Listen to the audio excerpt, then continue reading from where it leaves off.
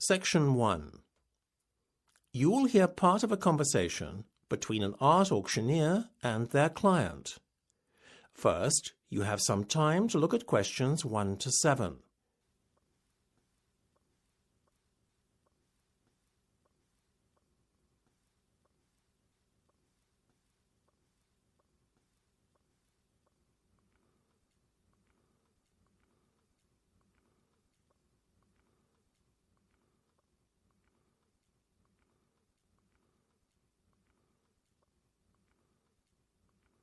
You will see that there is an example that has been done for you.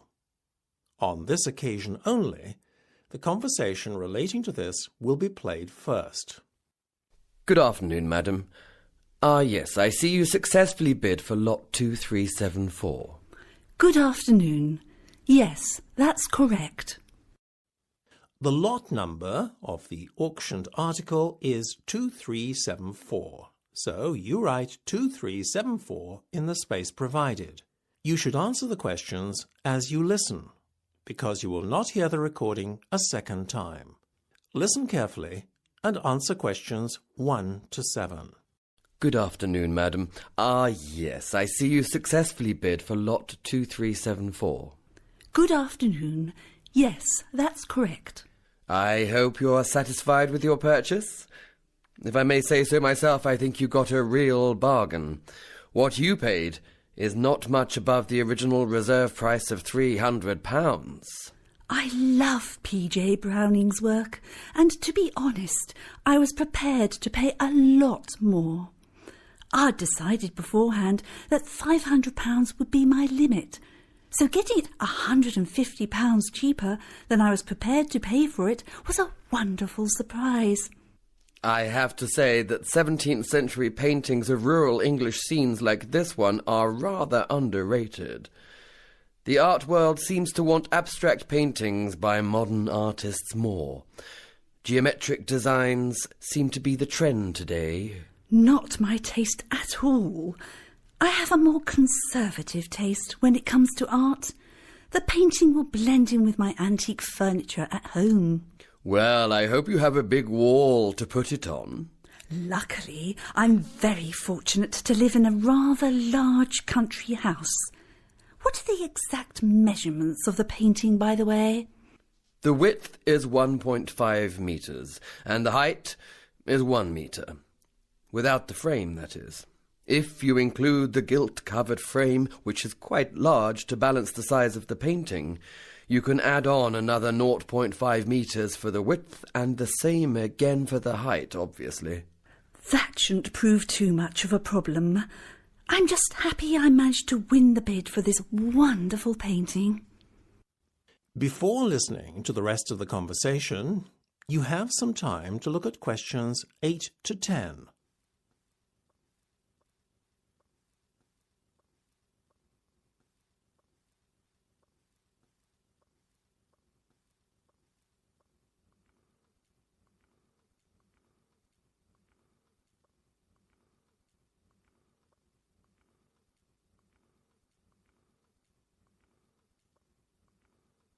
Now listen and answer questions 8 to 10. So, madam, I would just like to take down some details from you. OK, go ahead. I recognise your face as you've attended several of our auctions before, but I can't put a name to your face. Could you remind me of your name, please? Oh, yes. It's Mrs. Bradwell Thompson. It's a double-barrelled surname, so you need a hyphen in between the two surnames, you see. So that's spelt Bradwell,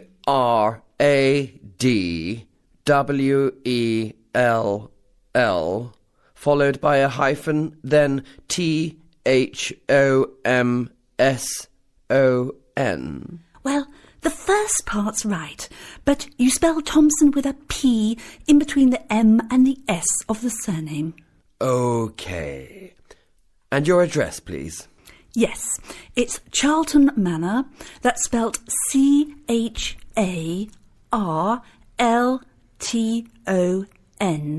And I live in Kingston Village. Oh, and of course, you'll need the postcode too. It's KN265 KM2656T. Sorry, did you say KM2656T? No, it's KN, not an M, then 2656T. Well, thank you, Mrs. Bradwell Thompson.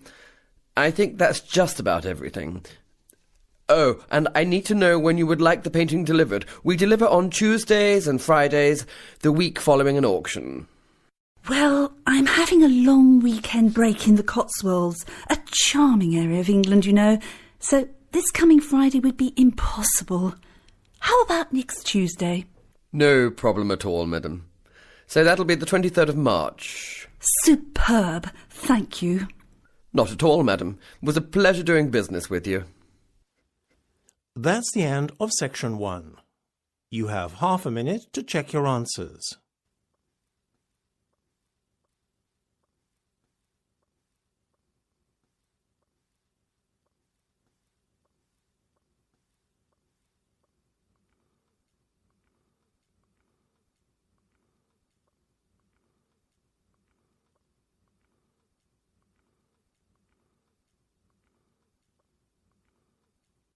Now turn to section 2.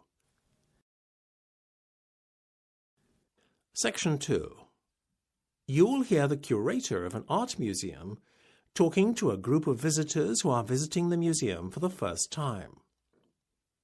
First, you will have time to look at questions 11 to 15.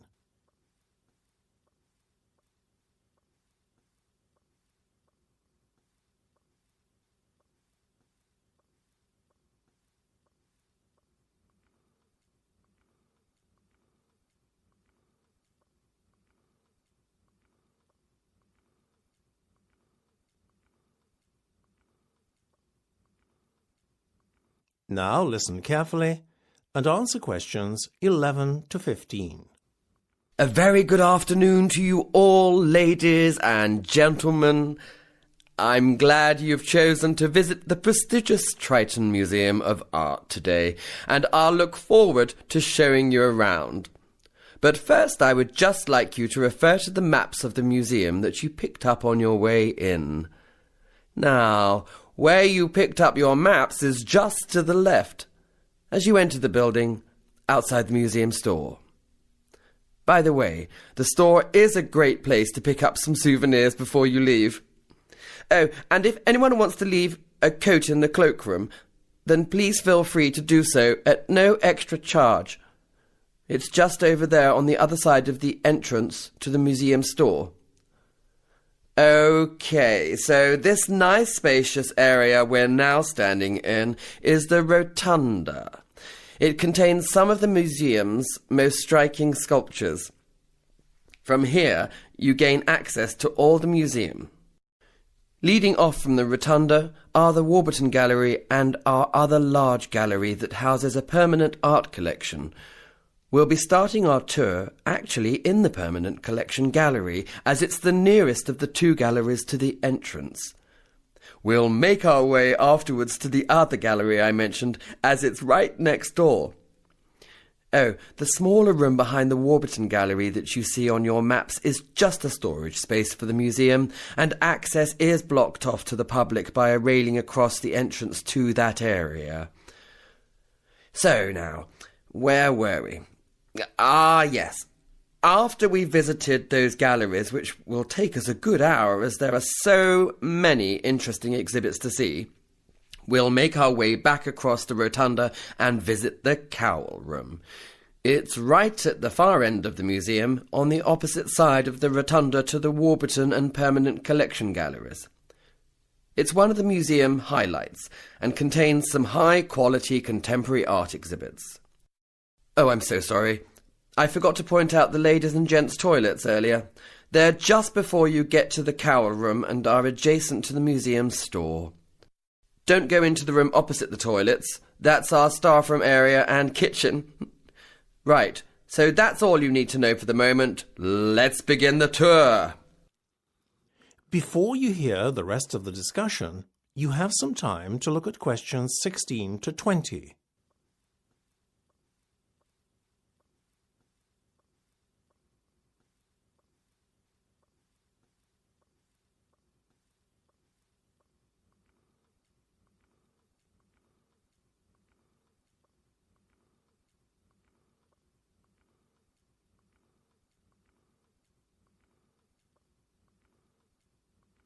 Now listen and answer questions 16 to 20.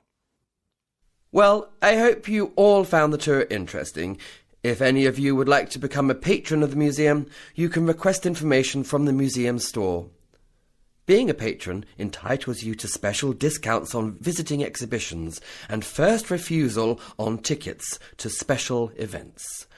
You will also be the first to know about our museum events, as you are automatically placed on the museum's mailing list. You can choose to become a gold, silver or bronze patron of the museum. Gold patrons are also permitted free entry for one accompanying guest.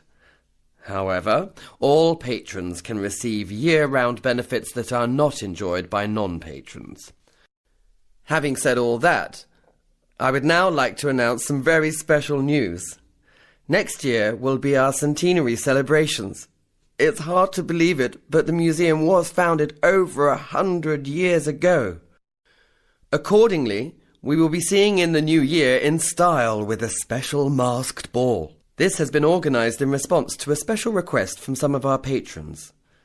Plans have yet to be finalised for this one-off event, but a themed masked ball has been suggested. The idea being that guests come in the guise of famous artists, past or present. One exciting event that has been confirmed is the Summer Garden Party.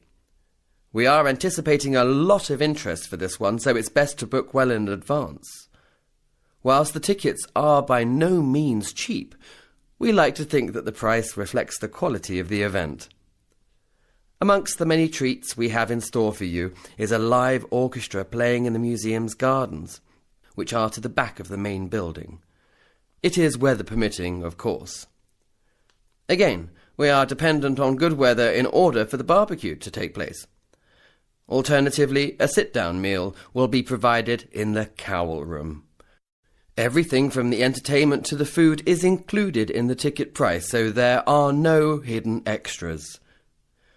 Now, having given you a roundup of the highlights of next year's social events, let's go on to the artistic highlights of next month.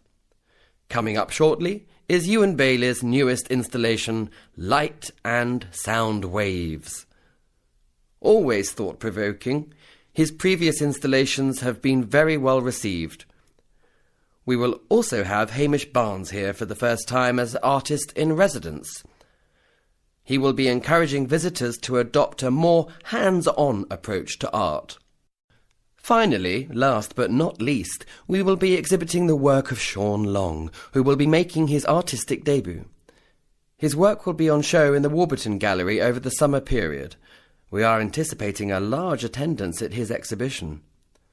Well, that's all from me. I look forward to seeing you at one or maybe all of our events. It's certainly going to be an action-packed year for the museum, both culturally and socially. That's the end of section 2. You have half a minute to check your answers.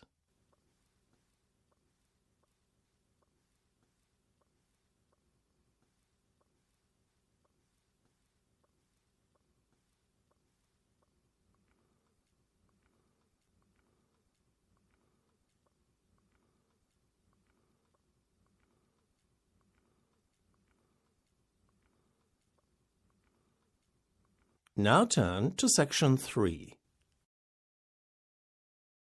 Section 3. You will hear part of a televised question and answer session between a celebrated art critic and 3 members of the public, following a talk on outsider art. First, you have some time to look at questions 21 to 25.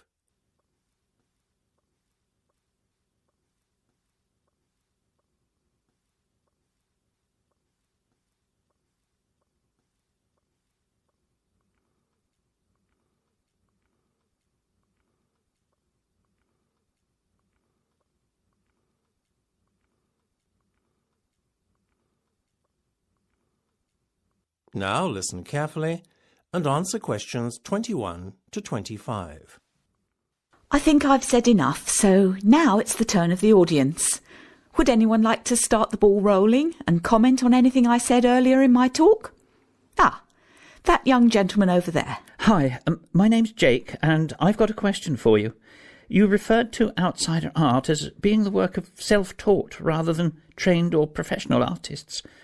Does that mean anyone can produce art, then? Well, what we define as art will always remain subjective, but given that we can agree more or less on a common perception of what is actually art, then yes, anyone in theory can produce art. The challenge, though, is to produce good art. Excuse me, may I ask a question, please? Yes, of course. Would you like to introduce yourself to the audience? Sure, my name's Lucy. So, Lucy, what would you like to ask? Don't you think that untrained artists lack the necessary technique to produce good art? I felt that some of the paintings by outsider artists that you showed us earlier were, to be honest, rather crude. I think you're confusing technique with art here. A great technique doesn't guarantee great art, you know. But I think impressive art can still be produced by gifted artists lacking in what are accepted as basic art skills. OK. Can I have another question from a member of the audience, please? Hi, I've got a question. Oh, my name's Dave, by the way. I just wanted to ask how many outsider artists were or are recognised in their lifetime? Relatively few. The exceptions are the ones who create particularly monumental or significant works of art, like Nekshan's sculpture garden in India or Ferdinand Cheval's fantastic building, the Palace Ideal. Both, as you know, were created purely from recycled materials. Yeah, they were pretty amazing. I remember them from the slides you showed earlier. But what impresses people most is not so much the sheer scale of these buildings and sculptures as the work involved. These artists built their work single-handedly over many years and, more to the point, in total secret, as they lacked planning permission. That adds to the romance of the whole undertaking, don't you think? Well, their work certainly impressed me. Yes, outsider art certainly produces work that is one of a kind. Before you hear the rest of the discussion, you have some time to look at questions 26 to 30.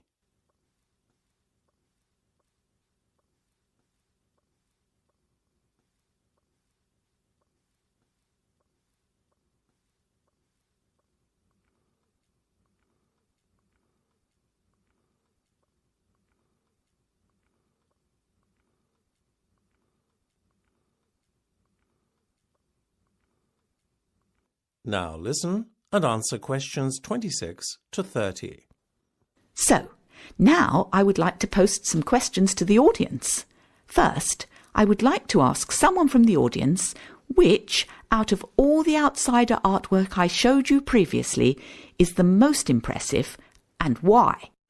Excuse me, may I? Oh, yes. Hello again, Jake. So tell me, which artwork was your favourite? Well, funnily enough, the paintings by Adolf Wolfi. I know the perspective is crazy and all over the place, but the work is so detailed. Well, look at the great artists like Picasso and Matisse. Perspective or lack of it was never an issue with them. Oddly, whilst I appreciate that style in outsider art, I can't say the same for modern art. I guess it's because I don't approach the two art forms with the same set of expectations. Interesting. You mean you expect more of artists with obvious skill and a professional training like Picasso and Matisse? I guess so. You know, I expect modern artists to use conventions like perspective at least. And another thing, I can't really understand why modern artists are often so highly acclaimed by critics, whilst outsider artists are virtually ignored. That's probably because they are generally not as skillful, I suppose. I take your point. I imagine that with the exception of outsider artists, you tend to like work by more traditional artists. I suppose. Like everyone, I can appreciate Renaissance art as exemplified by Da Vinci and Michelangelo. Amazing technique and all that. And I also understand the popularity of Impressionist artists too. One other question. What's your opinion of modern sculpture? Do you have the same opinion of modern sculpture as you do of modern painting? I think all sculptors have to be pretty skilled to work with materials like metal and stone, so I admire them in a way. But many modern sculptures, particularly public artworks, are often given praise I feel they don't deserve. You seem to have quite definite views about art. Well, it was most interesting hearing your views. That's the end of section 3. You have half a minute to check your answers.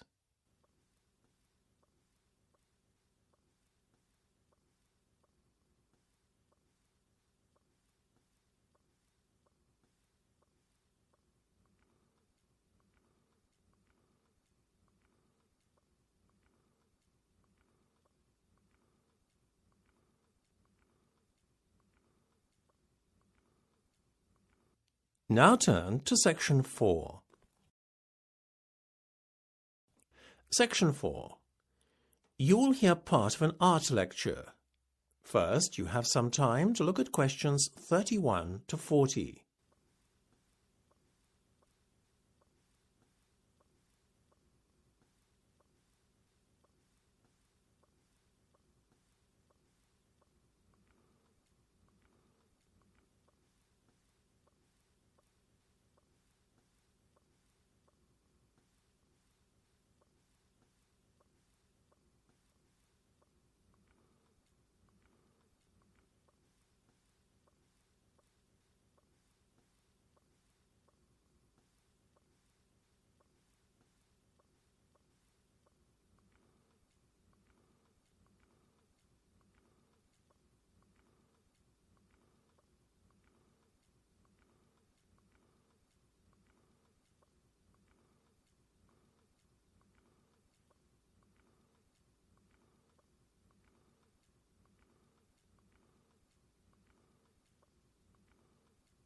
Now listen carefully and answer questions 31 to 40.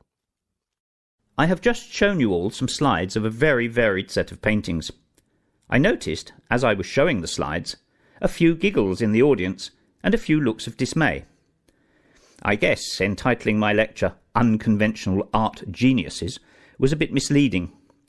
When most of you were looking at the frankly basic colour use and rather primitive painting techniques, you probably were more than a little surprised.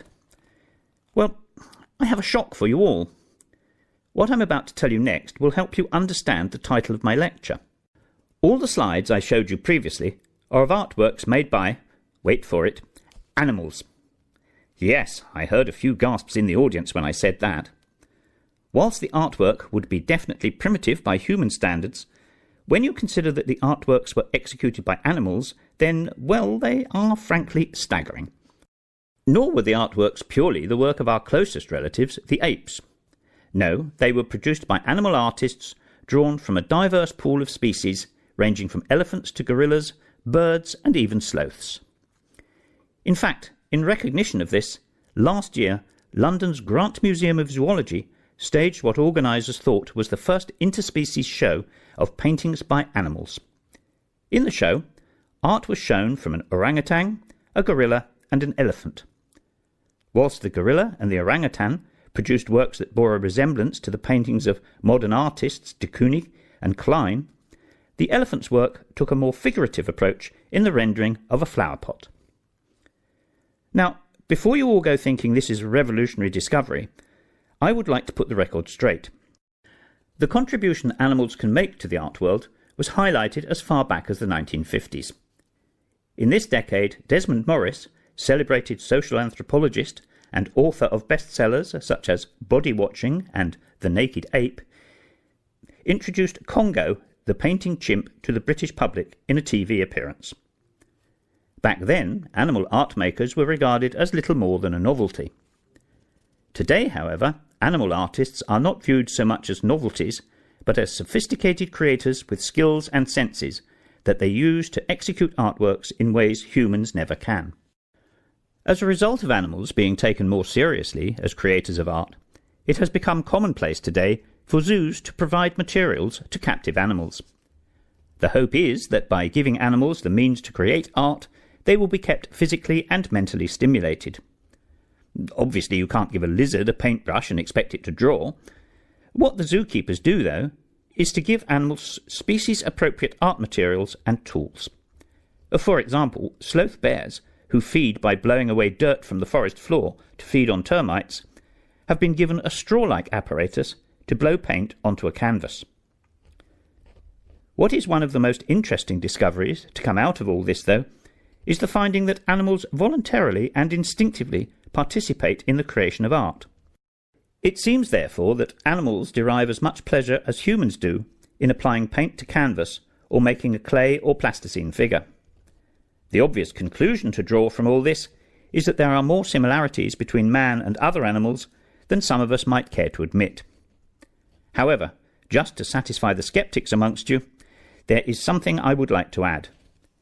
So far, the primate and elephant art that has been produced often bears an uncanny resemblance to Western art.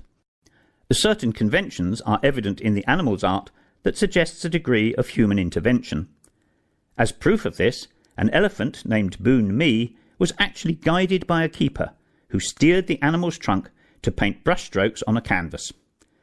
Nevertheless, we should keep an open mind about animal art, as there are just as many examples of artworks that have been completed by animals without human aid. That is the end of section 4. You now have half a minute to check your answers.